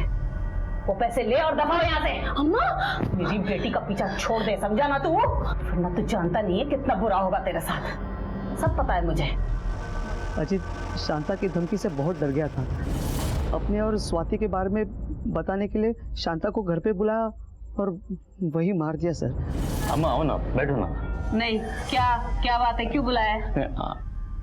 अम्मा अंदर आओ ना, बैठ के बात करेंगे। नहीं बैठना मुझे, जो बोलना है जल्दी बोल। नहीं अम्मा आओ ना, अंदर आओ जरा, बैठो, आप तसल्ली से बात करेंगे हम लोग। आओ अम्मा बैठो ना। बोल। हाथ जोड़ता हूँ अम्मा। अम्मा मेरी बीवी और बच्चे को ये सब मत पता ना अम्मा। अम्मा नहीं तो मेरा परिवार टूट जाएगा अम्मा। मैं मर जाऊंगा, मैं बर्बाद हो जाऊंगा अम्मा। जो इतने दिनों से ये बात मैं तुझे समझा रही थी तो नहीं समझ में आ रहा था तुझको? हाँ, मेरी स्वाति की जिंदगी क्यों बर्बाद कर रहा था फिर तू? अब ये तेरी शराफत का जो चोगा है ना, इसे सारी दुनिया के सामने उतारूंगी, तेरी बीवी के सामने उतारूंगी, तेरे बच्चे के सामने। नहीं मैं पैर पड़ दो अम्मा। अम्मा मेरी बेबी बच्चे को कुछ नहीं पता ना अम्मा। अम्मा प्लीज प्लीज अम्मा, मेरी बात मान लो ना अम्मा, प्लीज अम्मा, मैं आपके पैर पड़ दो अम्मा। उसे मारने के बाद अजीत ने पूरा घर ढूंढा और उसको कहीं पैसे नहीं मिले। आपको जब शांता की डेड बॉडी मिली तो आपको स्वाति के घर के बाहर देखा तो वो बहुत डर गया सर। अजीत को किसने मारा? सर उसको अपनी बीवी और समाज का बहुत डर था कि कहीं उसकी इज्जत उनकी नज़रों में खराब ना हो जाए। शायद इसीलिए उसने आत्महत्या की होगी। इस पूरे प्लानिंग में स्वाति का रोल क्या था? सर पता नहीं सर। सर केस तो सॉल्व हो गया, पता भी चल गया कि कातिल कौन है, लेकिन कातिल को सजा नहीं दिलवा पाए। पर ये भी पता नहीं चल पाया कि स्वाति का शांता के मर्डर में हाथ था भी या नहीं। शीशा और रिश्ता दोनों ही नाजुक होते हैं, मगर उनमें एक फर्क होता है। शीशा गलती से टूटता है और रिश्ता गलतफहमी से। रिश्तों की रस्सी तब कमजोर होती है जब इंसान गलतफहमी में पैदा होने वाले सवालों के जवाब भी खुद ही बना लेता है। अपने मन में किसी भी गलतफहमी को दबाए रखने से कभी रिश्ते बेहतर नहीं बन सकते। गलतफहमियों को आमने सामने बैठकर दूर कर लेना चाहिए। इसी में खुशहाल जिंदगी का राज छिपा है। क्राइम पेट्रोल्स के और भी दिलचस्प कहानी देखने के लिए हमारे चैनल को सब्सक्राइब करें और बेल आइकॉन दबाना न भूलें।